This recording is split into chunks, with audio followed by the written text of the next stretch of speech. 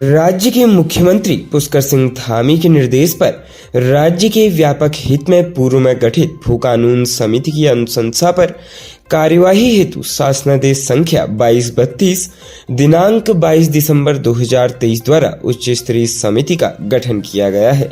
यह समिति राज्य सरकार द्वारा लागू किए जाने वाले भू कानून के प्रारूप के साथ मूल निवास प्रमाण पत्र जारी करने के संबंध में मानकों का निर्धारण करने के संबंध में भी अपनी संस्तुति शासन को उपलब्ध कराएगी।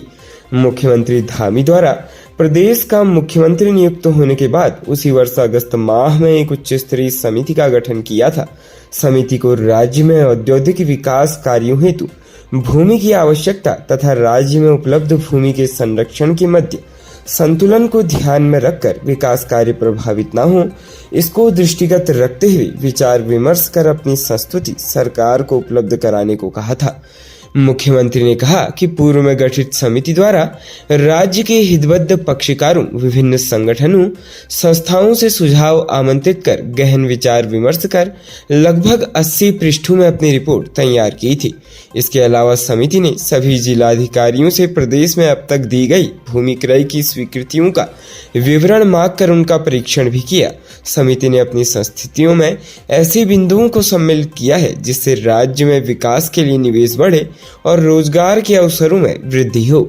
साथ ही भूमि का अनावश्यक दुरुपयोग रोकने की भी समिति ने अनुशंसा की है।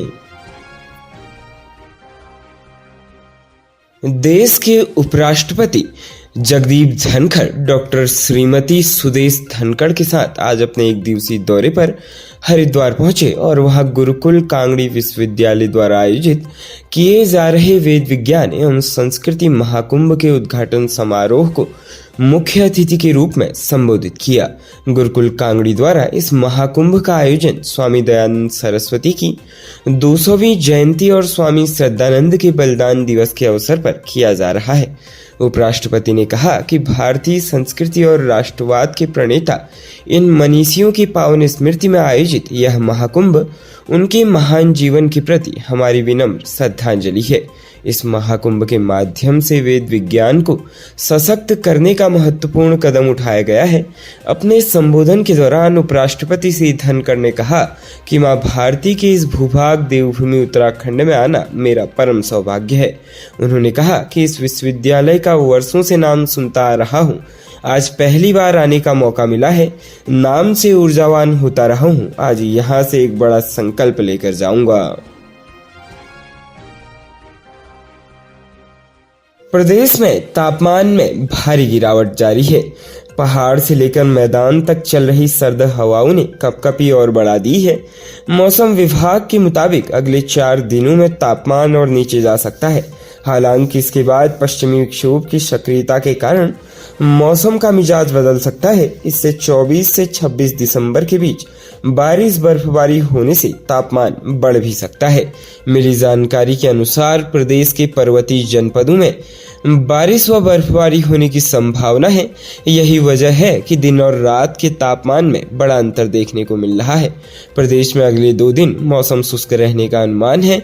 बताया जा रहा है कि 24-25 दिसंबर से पश्चिमी विक्षोभ की सक्रियता के कारण बारिश बर्फबारी होने का भी अनुमान लगाया जाता है। उत्तरकाशी, चमोली, रुद्रप्रयाग, बागेश्वर और पिथौरागढ़ में चोटियों पर हिमपात और निचले इलाकों में बूंदाबांदी के आसार सामने आ रहे हैं। बृहस्पतिवार को जम्मू कश्मीर के पुंछ जिले के बफलियाज इलाके में हुए आतंकी हमले में गढ़वाल मंडल के 2 वीर बलिदान हो गए। इनमें पौड़ी जनपद के कोटद्वार निवासी राइफलमैन गौतम कुमार और चमोली जनपद के बमियाला गांव के वीरेंद्र सिंह बलिदान हुए हैं। दोनों के बलिदान की सूचना सेना के अधिकारियों ने बृहस्पतिवार देर रात परिजनों को दी।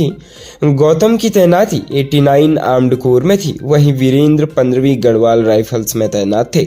वीरेंद्र का परिवार रुड़की में रहता है, लेकिन उनका अंतिम संस्कार उनके पैतृक गांव बमियाला में किया जाना था, लेकिन किन्हीं कारणों से सेना उनके पैतृक गांव नहीं ला पा रही है। बताया जा रहा है कि उनके पार्थिव देह की अंत्येष्टि जम्मू कश्मीर में ही की जा रही है। इसकी पुष्टि बमियाला के ग्राम प्रधान कमलकांत ने करते हुए बताया कि शनिवार को प्रशासन की ओर से राजस्व उप निरीक्षक राजकुमार सिद्धवान बमियाला गांव पहुंचे और सेना की ओर से परिजनों के लिए दिए गए संदेश से अवगत कराया। शहीद के परिजनों से वार्ता करने के बाद 4 लोग, जिसमें शहीद के बड़े भाई धीरेन्द्र सिंह, चचेरे भाई रविंद्र सिंह, मामा महावीर सिंह और बहनोई मोहन सिंह, राजस्व उप निरीक्षक राजकुमार के साथ जम्मू कश्मीर जाने के लिए गांव से गौचर के लिए रवाना हुए। राजस्व उप निरीक्षक राजकुमार सिद्धवान ने बताया कि गौचर से हेलीकॉप्टर से शहीद के परिजन देहरादून एयरपोर्ट के लिए रवाना हो गए हैं। वहीं कोटद्वार के राइफलमैन गौतम कुमार ने 15 दिन की छुट्टी के बाद पिछले शनिवार को ही ड्यूटी ज्वाइन की थी। 11 मार्च को उनकी शादी होने वाली थी और परिजन इसकी तैयारी में लगे थे, लेकिन इस बीच उनके बलिदान की खबर से पूरा परिवार सदमे में है। राज्य उत्तराखंड के हल्द्वानी से एक हैरान करने वाली खबर सामने आई है। यहाँ जैसे ही शादी हुई, दूल्हे के साथ ही उसके परिवार को भी जेल जाना पड़ा। जानकारी के अनुसार पुलिस को सूचना मिली कि हल्द्वानी के थाना मुखानी क्षेत्र में 30 वर्ष के युवक ने नाबालिग से शादी की है। पुलिस ने जाकर जांच की और मामला सही पाए जाने पर दूल्हे और उसके परिवार के लोगों को हिरासत में ले लिया। सूचना पर एंटी ह्यूमन ट्रैफिकिंग यूनिट ने पुलिस के साथ मिलकर कार्रवाई की।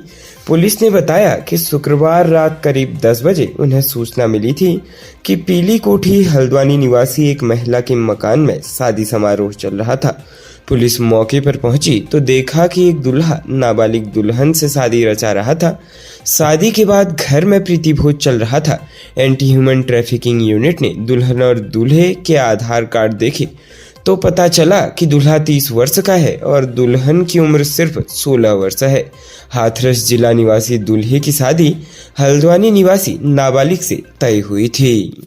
खबरों में बने रहने के लिए धन्यवाद। खबरों से प्रकाशित रहने के लिए कुमाऊनी कुटुंब को सब्सक्राइब करना न भूलें तथा खबरों को शेयर कर सहयोग प्रदान अवश्य करें।